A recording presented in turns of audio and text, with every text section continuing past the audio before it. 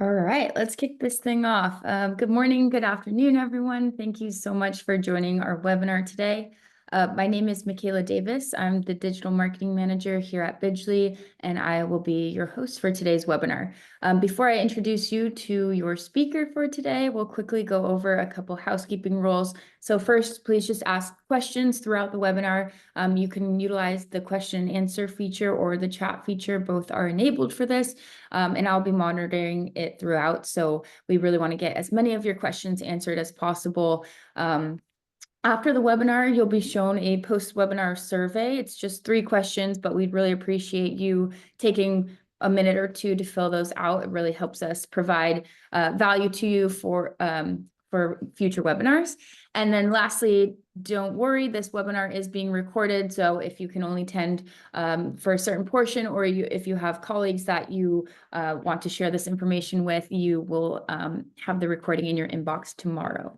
Okay, without further ado, I'm excited to introduce you to Sriram Ramanathan, your speaker for today. So Sriram is Chief of Staff at Bidgely and works on topics as diverse as strategy, growth, packaging, and pricing.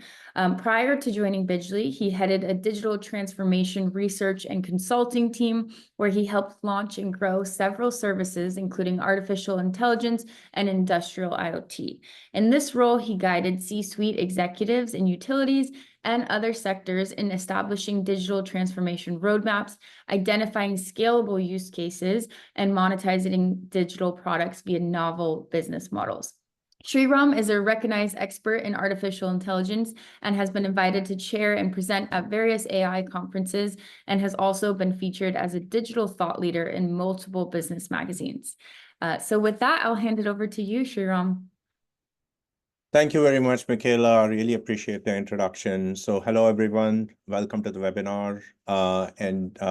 Thank you for taking time out of your precious day to join this discussion. What we want to do today is predominantly talk about our journey in terms of GenAI, what we are doing with GenAI at Bidgely. But before we jump into that, we need to set some context here. Context both in terms of Bidgely's AI journey so far, what we have built, and what is happening in the utility industry today, and why GenAI is going to play a very important role in the utility industry. So our mission is very simple. Our mission is to accelerate the clean energy transition. And the way we do that is by using AI to analyze energy use data, extract insights out of it, and so that people can use those insights, the stakeholders, whether it's consumers or utilities, to make smart decisions, data-driven decisions.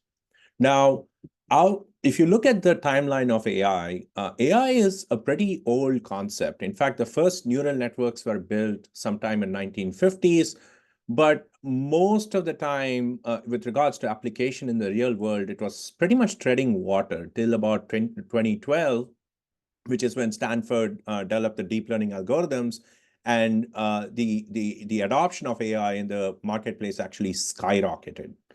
And we at Bidgely were actually founded during the early stages of that. So before people were even talking about AI as much as they are today, right? So in other words, we have had the time to innovate the use of AI in the energy space. We have had the time to perfect this AI platform.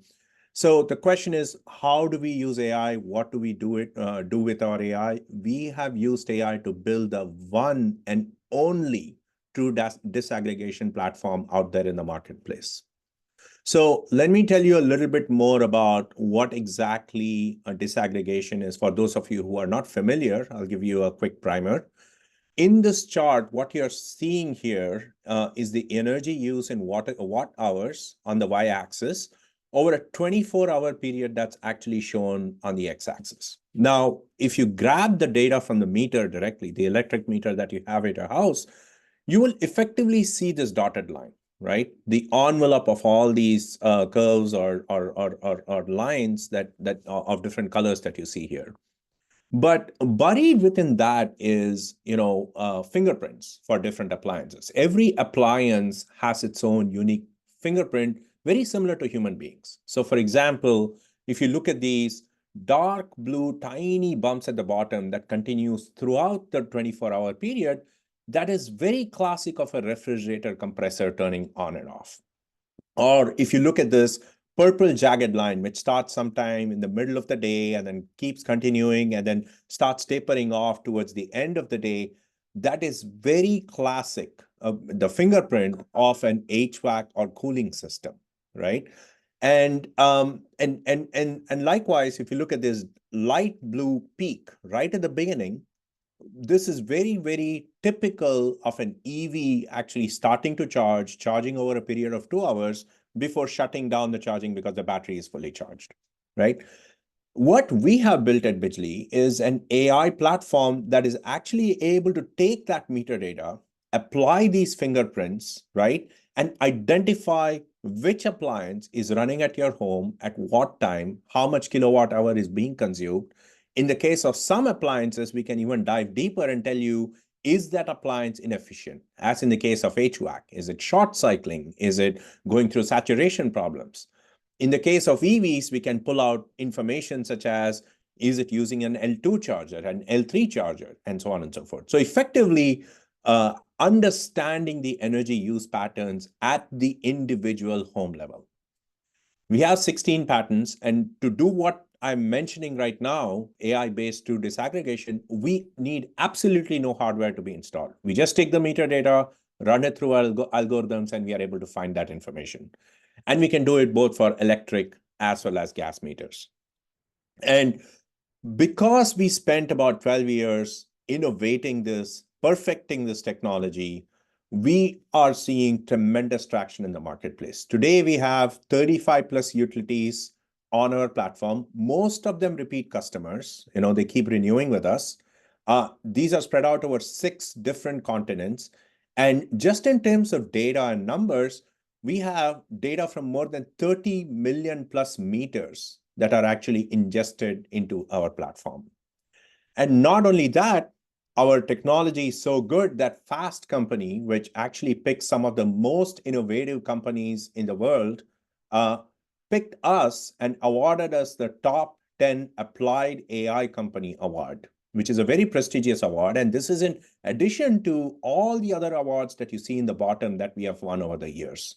So we are a truly innovative company applying AI in a very innovative fashion to the energy space.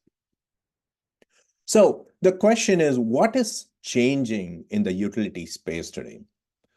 This industry is under tremendous pressure. And you can talk to anybody in the utility space, the CEOs, the COOs, CTOs, the message is always the same. The grids are becoming more complex. There is more renewable energy coming in, and these are very intermittent in nature. There's a lot of behind the meter generation that's happening. Electric vehicles, right? Bidirectional energy flows that now people are talking about with vehicle to grid, for example. And all of these are posing serious risks to the grid.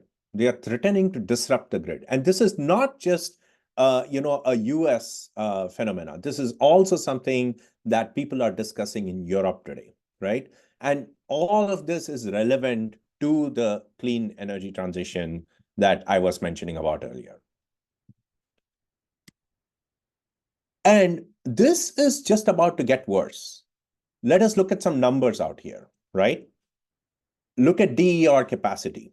DER capacity from 2022 to 2027 is expected to increase by a factor of 3x.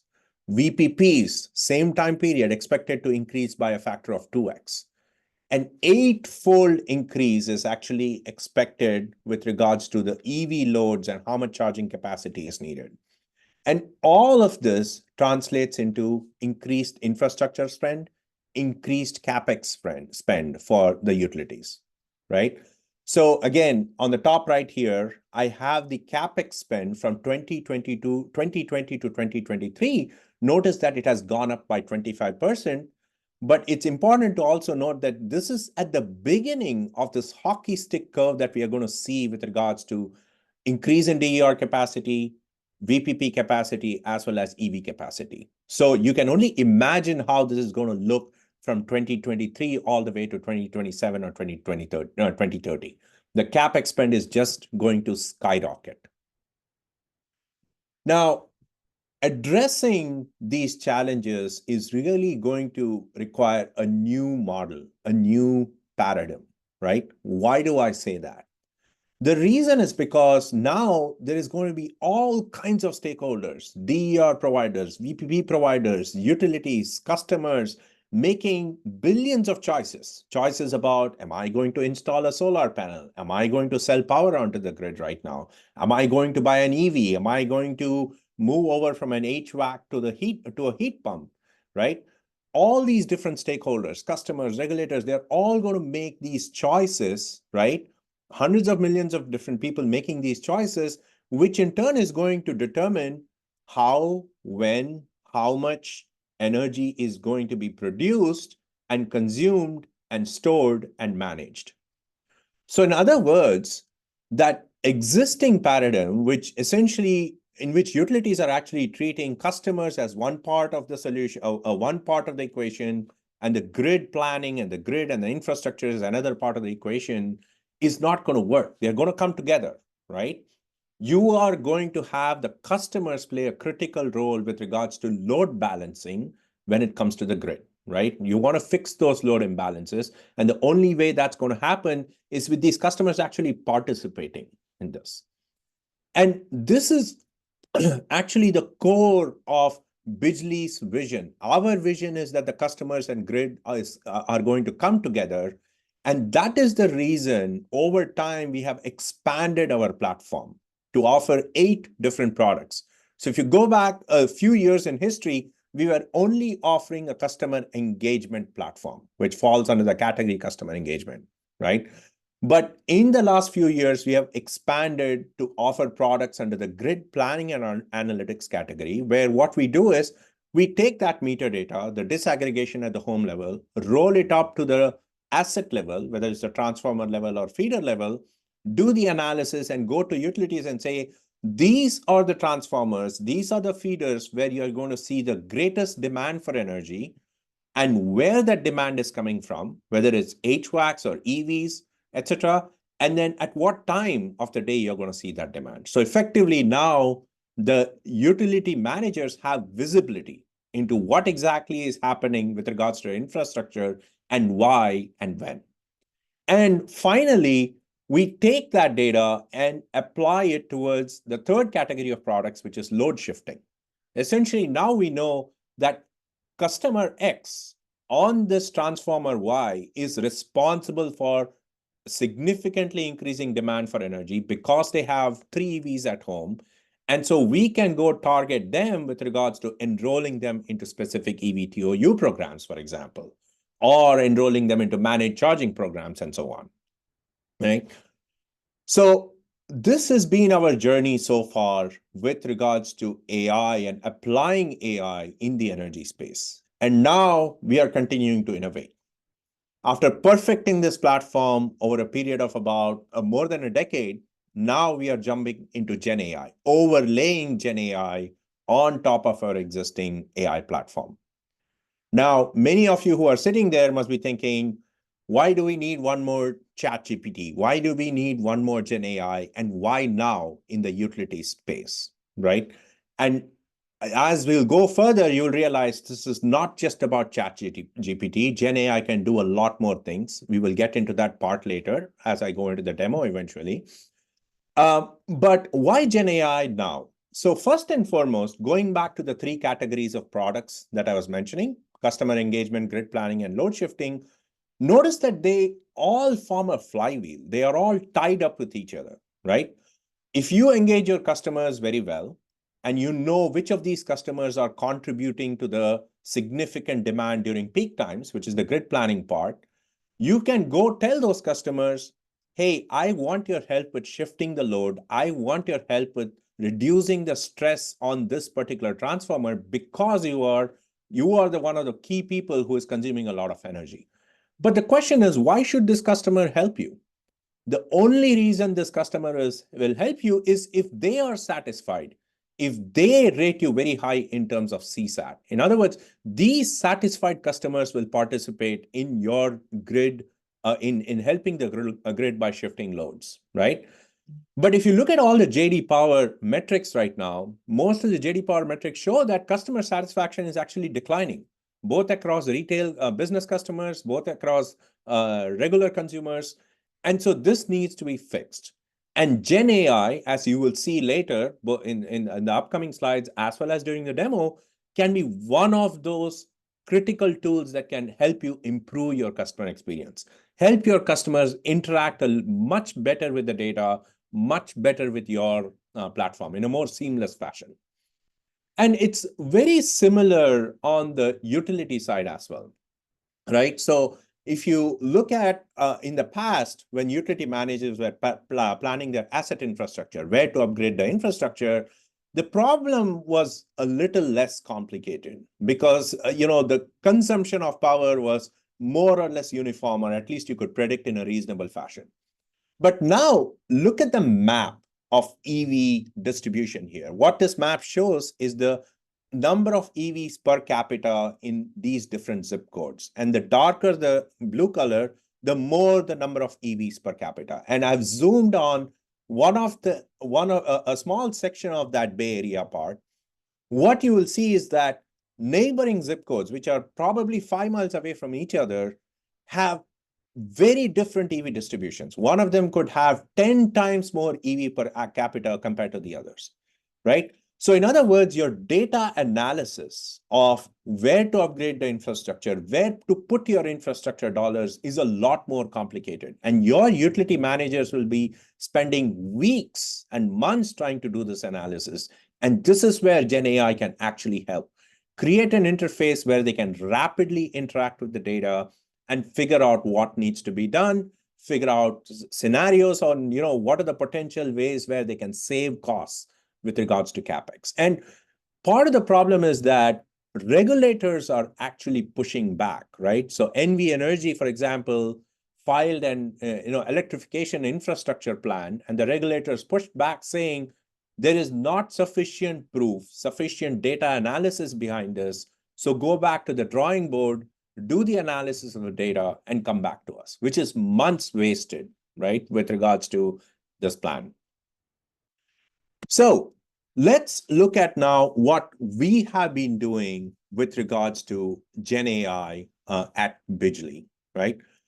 Our vision with Gen AI essentially builds on what we used to say earlier. So earlier we used to say we are the company who is going to offer behind the meter energy intelligence using our AI-based disaggregation. And this Gen AI initiative that we are working on adds on top of it, right? It makes it more interactive, it makes it more explainable, more automated. And that is our fundamental vision by overlaying Gen AI on the existing AI platform that we have. And we believe we are very uniquely positioned to fully unlock the value of Gen AI. Why is that? So if you think about the different layers in which insights reside, right? Firstly, there's the raw data that typically sits on the cloud. And this is data that utilities have been collecting for decades using meters, whether it's not smart meters or smart meters and so on. But really, that data is not that useful unless you analyze that data. And that is the platform that we have built, innovated, and perfected over the last 12 years, right? We can go into that data. We can identify who is running what appliance at what time, how much power it's drawing, is that appliance inefficient or not, and are they a good target for load shifting or perhaps some other incentives such as upgrading their HVAC system or changing over to a heat pump and so on. Now, our Gen AI platform sits on top of this, right? On top of that data and insights, offers more interactivity, offers more explainability, and offers more automation. Exactly what I mentioned a little bit earlier about our vision with Gen AI. But this is where if your data layer is wrong, right, or if your insights layer is not built properly, your Gen AI is not going to work properly. Think about, let's say, a chat GPT where you go ask questions such as, hey, tell me what I should be having for my migraines. If that chat GPT is trained on completely wrong information, you are going to get wrong results from it, And that could be disastrous, dangerous from a healthcare perspective, but even for the utility industry, right? So this is the reason we believe we are very, very uniquely positioned to completely, fully unlock the value of GenAI. So let me dive a little bit deeper into what are some of the use cases that we are trying to unroll as a part of our GenAI initiative. I like to think of this in the form of a matrix, right? So first is product interaction. We have an existing product where, customer engagement, grid planning, and load shifting, and effectively we can overlay GenAI on top of it from a product interaction perspective, right? Both for stakeholders who are more involved in customer engagement. So this could be customers, but this could also be your customer service representatives, as well as for stakeholders who are involved in grid planning, such as the utility managers, for example, or the infrastructure planners. And then the second type of use case that we are trying to target is planning and simulation. So again, scenarios for customers, what should they do with regards to their HVAC, scenarios for grid planning. Hey, can I stop myself from spending so much on infrastructure upgrade? Are there other scenarios that I can think of, right? And this, as we go through this, you will get a feel for what I'm talking about. So let's talk about product interaction on the customer side, or stakeholders who are involved on the customer side. So the chart that you see on the left is a typical chart that you would see on our existing, traditional AI platform that we have built and perfected over the past decade or so. But overlaid on top of this is the screenshot of an energy assistant. We call it the energy assistant, which is really a GenAI interface. Now we can go and ask those specific questions of like, hey, what happened to my energy use? What is changing? And so on and so forth. So an easier way to interact with all this data, which we call as explainers, information explainers, and so on. Likewise, on the grid planning side, we have built this tool, this platform, the grid planning products already that allow you to visualize the 8760 where the EVs are distributed, how many L1 chargers are there, et cetera, in a particular territory. But now the energy assistant offers you that interactive interface where you can interact with the data, the insights in a very natural fashion. So this is all about product interaction. But you can also think about GenAI because it's such a creative algorithm compared to traditional AI algorithms, also helping you with scenario planning. So let's say as a homeowner, I struggle with this. Should I buy an EV? Should I upgrade my insulation? Should I upgrade my HVAC? And this is where GenAI can actually look at my energy use specific to my home and personalize the recommendation saying, hey, in your situation, you're spending a lot compared to your neighbors on heating costs. You should definitely invest in upgrading your insulation. With that, you are likely to save, X number of dollars a year, and your payback period is going to be, so many years. Likewise, with regards to planning and simulation on the grid planning and analytics side, what I showed you earlier was interacting with loads and EV usage and HVAC usage, which is all current data, but you can also extrapolate it, right? How our EV is going to grow in a particular territory, and what is it going to do to the load on the infrastructure? Which of these transformers are going to go over capacity, right?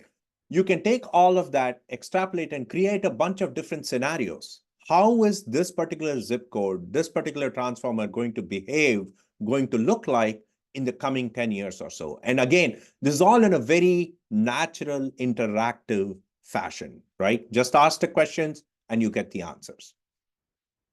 So with that, I want to actually show you that these are not just slideware, what I showed so far. These are not just screenshots that we have designed, but this is actually real. So let us jump to a demo, right? So this is, imagine a scenario. I'm a customer. I get an email on Friday night. I'm sitting with my wine and I see this bill and I see this chart. I click on the link. I see this chart and wow, I get a shock, right? I'm not relaxed anymore because my bill that came out on July 8th was $331. significantly higher than what it is supposed to be. And so right away, I'm very agitated. I think like the first thing I'm going to do in the morning is call the customer service representative at my utility and start firing them like, you guys have made a mistake. But then as a customer, I noticed this like tiny, interesting link sitting at the bottom. So I say, what's this? What is going on out here? I click on it and up pops the energy assistant. So the energy assistant now says, hey, you can ask me anything you want about the energy use. Now, I am very skeptical, right? I'm saying, oh, this computer is not going to tell me anything. I'm going to have to keep an hour outside of my regular schedule to talk to the utility customer service representative. But you know what? I'm going to give it a shot. I'm going to see what it can do. So I go type in a question saying, why was my June bill so high? What Energy Assistant, which is really a GenAI platform, is doing is interacting with the raw data, with the insights, the disaggregation insights on the back end, to then come and give you contextual answers, right? So you can now see that there's a response saying your June bill was significantly high. And I'm not going to read through the whole thing. I'll let you read through it. But the key message here is the main reason your June bill was so high was because your cooling expenses were significantly high compared to the other months, almost about $147 higher, right? But what is interesting is it also gives you the context. It tells you right then and there that most probably this is because the temperatures were much, much higher compared to the previous months. Okay. So now I have some context, but I'm still not like fully convinced. And so I say, okay, maybe I should look at what is the total bill for the past year, like how much I spent on cooling. And let me go back and see whether this $147 is like a small fraction of it or a big fraction of it. Because if it is a small percentage, what it tells me is that my cooling system is messed up. My HVAC is not working properly. So I type in a question, how much did I spend on cooling last year, right? And again, GenAI is going on the back end, interacting with the insights to pull out the right kind of information, which, by the way, I should mention that every time GenAI actually generates these answers, you're going to see links that are going to actually direct you to the right part of the website in case you want to dive deeper, right? But coming back to the question about how much I spent on cooling last year, you can now see it says $517, right? So compared to my June cost of $200, the $517 is not the June is a significant percentage, which kind of tells me something funky happened just in that month, not necessarily something that's happening throughout the year, which means that my HVAC system is good. There's something weird happening just for that month of June, July, right? So there's a link here, and now I'm getting more confidence with this GenAI platform. So I click on this link, and it takes me to the energy details page where it shows how many dollars I spent per appliance across the whole year. Now, the interesting part I want to point out here, and I want to emphasize this, is because my question was about cooling, this chart has removed all the other appliances out. It's shown in gray, and it clearly highlights only my cooling costs in blue, right? So that's a very intelligent system. Rather than showing how much I spent on refrigerator and always on and EV, it is only highlighting what I spent on cooling because it knows that my questions are around cooling, right? So now I'm able to visualize this, and I'm going to, I realize that, okay, look at the correlation. This line is actually showing the temperature increase. When the temperature went up, my cost went up. And as the temperature is dipping, my cooling costs are actually going down, right? So great. I'm very happy. I don't have to probably call up the customer service representative and spend like half an hour waiting on the phone and talking and getting irritated and agitated and so on. One last question. I'm high on my glass of wine, so I want to compare myself with the Joneses. How am I doing compared to other people with regards to my cooling usage, right? Or with the amount I'm spending on cooling. So I type in a question saying, how much did I spend on cooling last year compared to all the other homes that are in that are similar to mine? And so right away, again, GenAI pops out this response saying, hey, you are very efficient. You're not spending more than most of these homes. And for a minute, I don't believe it. I just feel like, no, that's not possible. I have a 25-year-old HVAC system. So I click on the energy details link that it's actually pointing me to, and you can then basically see how you compare with other homes, right? Again, look at the navigation. There's lots of different tabs out here, but GenAI knows, the platform knows that this is all about cooling. It brings you to the right tab, the cooling tab, and shows this blue line, which is me. My costs are significantly lower compared to many other homes. So I'm a satisfied customer. I give a better CSAT rating for my utility, and I walk away. And more importantly, I'm not calling your customer service representatives anymore, right?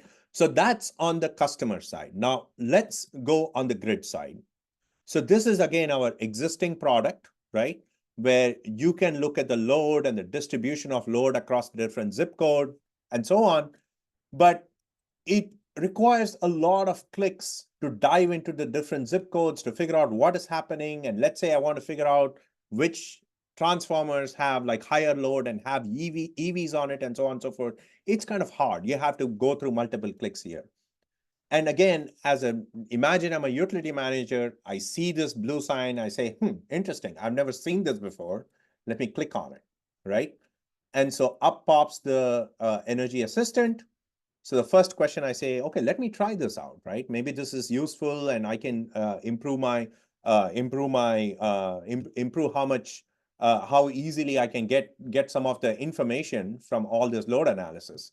So the first question I ask is, how many transformers in my area have more than 80% utilization, right? So again, the same thing. This GenAI platform is interacting on the back end with all the disaggregation, all the insights that we have derived. And up pops this answer, which actually is a chart. You're able to look at this chart, look at the transformer number, look at the capacity, and even look at what is the percentage utilization on this asset, right? So fantastic. Now I know these are the ones that actually have the highest, are over capacity, or over utilization at this point. But I want to go a little deeper, right? I want to find out how many of these transformers have EVs and where the load is actually coming more from EVs rather than other appliances. And so I type a question, how many of these assets actually have EVs on them? Give me the number of EVs sitting under each of these different assets, and also give me the percentage contribution of the EVs to that like above capacity or the capacity of the transformer. And again, GenAI goes at the back end, interacts with the insights that have already been generated by our platform, comes back here, and is now able to pop up this list, right? Which not only shows the transformer number and the capacity, the utilization, all of this was already available on the previous screen, but now it takes it even further, right? It tells you how many EVs are sitting under each of these transformers, and more importantly, with how much of that percentage contribution of that total load is coming from the EVs itself, right? So now, as a person who is involved in this asset management and who is very interested in load shifting, the last thing I want to do is I want to create a program for shifting this particular load, right? And I want to identify, which are the ones that actually have the highest contribution coming from EVs. So I sort this list by how much of that load contribution is coming from EVs. I sort it in a decreasing order, right? Then I go and ask a question saying, of those 15, give me the list of all the account IDs on these top 15 transformers, right?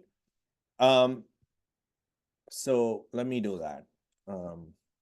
So of these top 15 transformers, give me what are the account IDs, right? So all I have to do is type that question.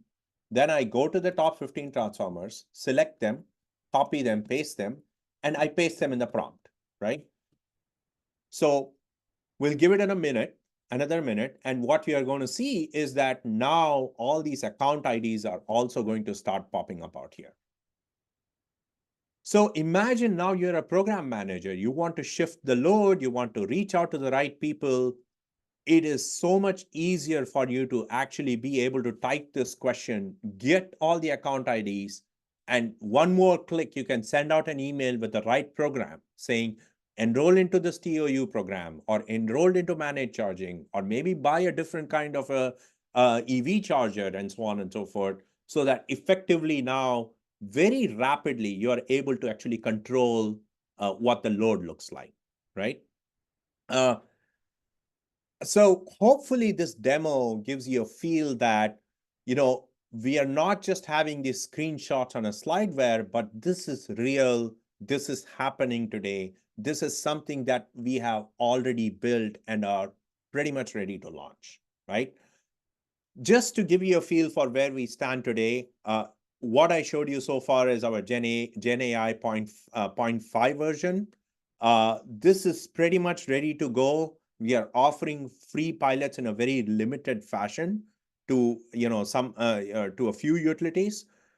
GenAI 1.0 is something that's going to be ready in 2025. Again, it's a very, very accelerated timeline from a product development perspective.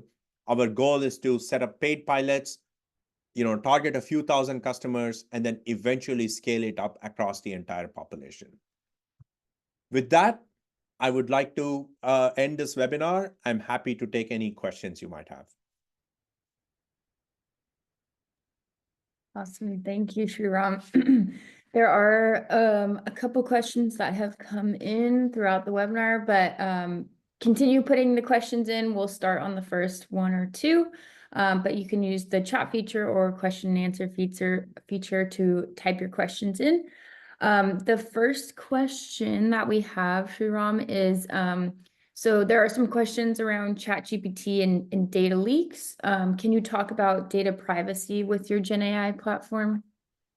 Absolutely. That's a very good question, and that's something everybody should be concerned about. ChatGPT is different. It works on public data. It is available to the public. And so as a consequence, there are some leaks that happen. Uh, Ours is a private GenAI platform, and it is built on top of the data and insights that we have already built. And as I mentioned earlier, we worked with 35 plus utilities, and in the past 12 years, we haven't had a single data breach. And we respect the privacy. We understand how important data privacy is, how proprietary this information is, all the PII and stuff. And so this Gen AI sits right on top of it, and we are using the highest standards with regards to data privacy and cybersecurity. And what about hallucinations? How do you know the insights are accurate? Yeah, so a lot of the hallucinations happen for two reasons. First and foremost, the underlying data and insights are not accurate. And as a consequence, Gen AI has to extrapolate a lot, right, in order to get to those answers. And that is where the hallucinations actually end up happening. The second piece is actually training the algorithms properly. Many times hallucinations happen because you don't have enough data to train the Gen AI algorithms. And as a consequence, they have to again extrapolate because there's not enough data available.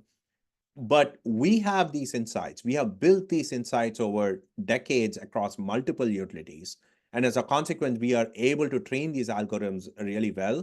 We are still keeping an eye. This is a trial version, but our Gen AI platform is getting increasingly perfect. And so we strongly believe that we are going to have a very robust platform out here. Awesome. The next question is, what are some of the challenges around adopting generative AI in the utility space? Yeah, so one of the big challenges to me is it's a culture issue. I think a lot of the utilities, compared to many other sectors, utilities are still far behind in terms of adopting AI technologies. But we are seeing a sharp rise. Just talking to the people, stakeholders in the space, the management in the space, executives in the space. And I think it's the same thing with Gen AI. Think of Gen AI as the next version of AI, and as a consequence, the utility industry is a little bit behind. But what is interesting is as we started talking about these solutions with several utilities, several execs, many of them have expressed interest saying, oh, we would love to try this solution out. We want to be one of the first few to actually do the trials. The more fundamentally, whether it's Gen AI or AI, one of the challenges is making sure that the data is clean. If your data, and this is something I referred to earlier, if your data is not clean, your insights are not going to be clean. And a lot of utilities have to work on that front to make sure that the data is clean and robust and available for analysis. Totally.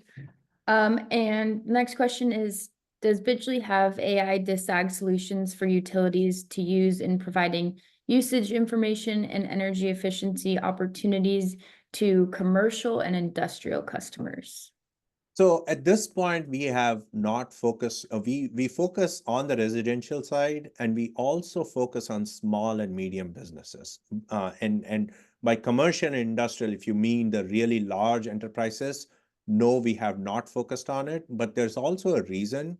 Our goal, our vision has been to provide an out-of-the-box solution that is very cost efficient for utilities. And once you start looking at C&I customers, commercial and industrial customers, there's a lot of variability from customer to customer. And so it's very hard to make it scalable in terms of disaggregation and applying AI and so on and so forth. And your costs start becoming very, very prohibitive at this point. Okay, awesome. And then in your testing, have you come across, or what are some really hard questions for GenAI to handle? Are there any that you've come across in testing? Not yet. I think we are also testing it. We are taking it slowly with regards to testing. We don't try to throw the hard questions on day one. We start building it step by step. So the good news is, yes, it's working so far. But again, it also depends what's the status. As I mentioned, we are very close to launching GenAI 0.5. Now, GenAI 1.0 is going to be more advanced, right? Doing things like scenario planning. If you start throwing those questions at GenAI 0.5, it is going to struggle.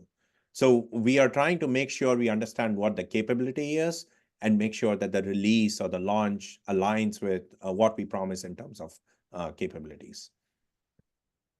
Great. All right, next question. We're getting a bunch in, so hopefully we can get to them all in time. What is your processing horizon? Can your AI deal with streaming or real-time data? You showed use cases based on AMI data. Usually that has some kind of delay to arrive. What about data that arrives in a 5-minute window? So in terms of capabilities, it is not an issue with regards to processing, either 15-minute hourly data or 5-minute data. The bigger concern, and I think the big issue is, one, the computational costs go up dramatically as you start processing, shorter and shorter interval data. And so the question you need to ask is not whether the algorithms can process it. The question you need to ask is, what is the business case? Is there any value to doing that kind of an analysis? Now, I do want to throw it out there. We also offer a decentralized intelligence app. So a lot of the disaggregation that we do on the cloud, we have managed to port that to the meter itself with the next generation meters. So as a consequence, you can do some analytics on the meter and generate alerts such as, hey, this person is charging an EV right now.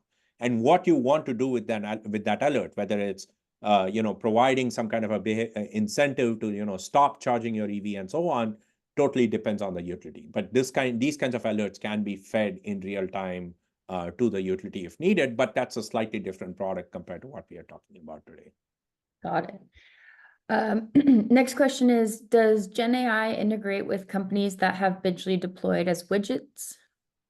That's something we can definitely talk about. I think that's something more for the engineering team. But yes, any customer whose data we are importing, from a disaggregation perspective, it is possible to think about whether we can overlay GenAI on top of it.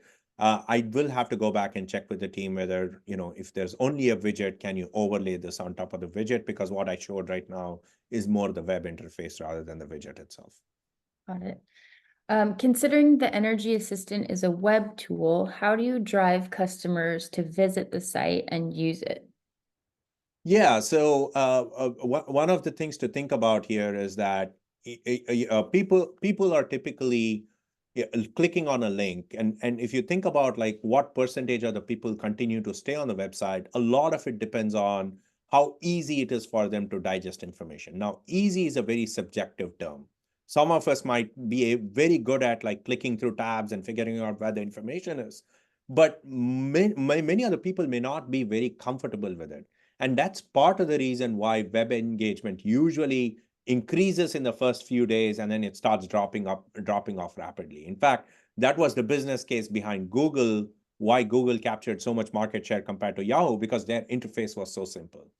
And this is one of the primary goals of the vision out here. Rather than getting people to come and navigate and click the mouse 10 or 20 times to get to the right data set, we can just ask questions and so to the assistant, and the assistant will guide them in the right direction. And effectively, we believe that this Gen AI is going to improve your web engagement rather than decrease it. Awesome. Next question is on data. So can you give an example of a clean piece of data versus data that's not good for training AI? Absolutely. So there are many reasons data could be dirty. So one of them for so simple, and this is something I've covered in the past. I've looked at it, in depth for so many with regards to so many reasons for lack of clean data. One of them could be your sensors have stopped collecting data, your meters. Sometimes there's a timestamp issue, right? Like the timestamp on the data is very different from what the timestamp is actually supposed to be. In some cases, it could be something really simple, like the units in which the data is being collected is different. So there's lots of reasons that data can be, I call it as dirty.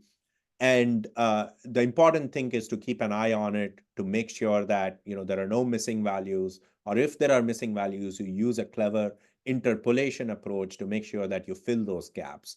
But if you use any of these data sets that I mentioned earlier, which I call as dirty, to train your algorithm, whether it's your traditional AI or Gen AI, obviously the insights that come out of it is going to be completely wrong as well. So you have to make sure that the data is clean. Got it.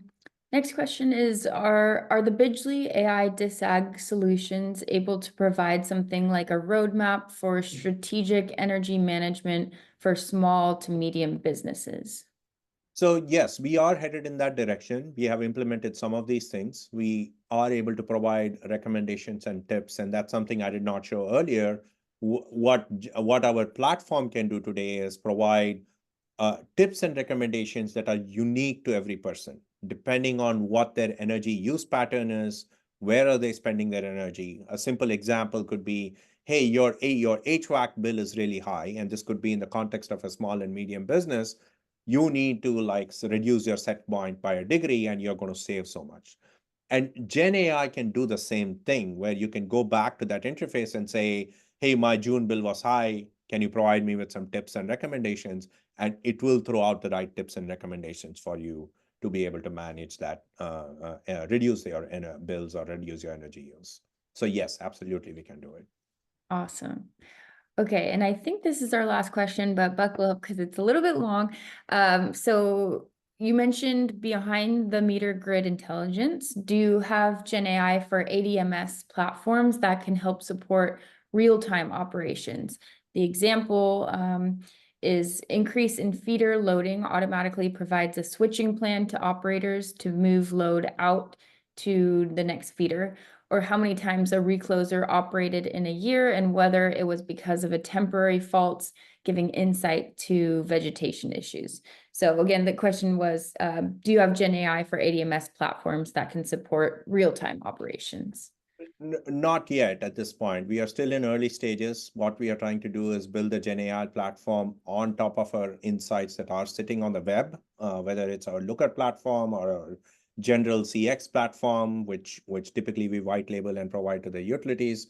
The issue with trying to do something in real time is also that, Gen AI is very power hungry. It's very energy hungry. So, and you need to train these algorithms beforehand. So the question is whether it's still ready for implementation with regards to some of the real-time applications you're talking about. So you might, depending on the kind of delay that is acceptable, I think we may have to discuss further whether it's possible to do it or not. Okay, couple more actually that just came in. So next one is, how much energy does it take for Bidgely's Gen AI to respond to a prompt? I have not looked into that information, but I think our goal, one of the things that we try to do is pre-train algorithms so that, once it's pre-trained, the amount of energy consumption is a lot lesser. And those energy consumptions obviously add to our costs as well. So, from that perspective also, we have the motivation to keep that low. But yes, we are working on that, but I don't have a number. Awesome. Okay, and then we will end on this question because it's my favorite one. It's who do we talk to? Who do we talk with to learn more about options to work with Bidgely? And so I can take that question. There will be a survey that pops up on your screen once we close this webinar. There'll be an option on there to schedule a demo with our team. And so if you just click that checkbox, we will reach out to you. We'll set something up so you can talk with Sriram or another one of our subject matter experts, and we can dive into the details a bit more. Awesome. Well, thank you so much, Sriram. This has been very, very insightful. I love learning about this stuff. I hope our audience really enjoyed it too. Reminder, please just take a minute or two to answer those 3 questions. We'd really appreciate it. If you have any other questions, feel free to reach out to our team, or again, just select that option on the survey and we will reach out to you. Thank you again, Sriram. Thank you everyone for joining. Have a great rest of your day, and we will see you next time. Thank you.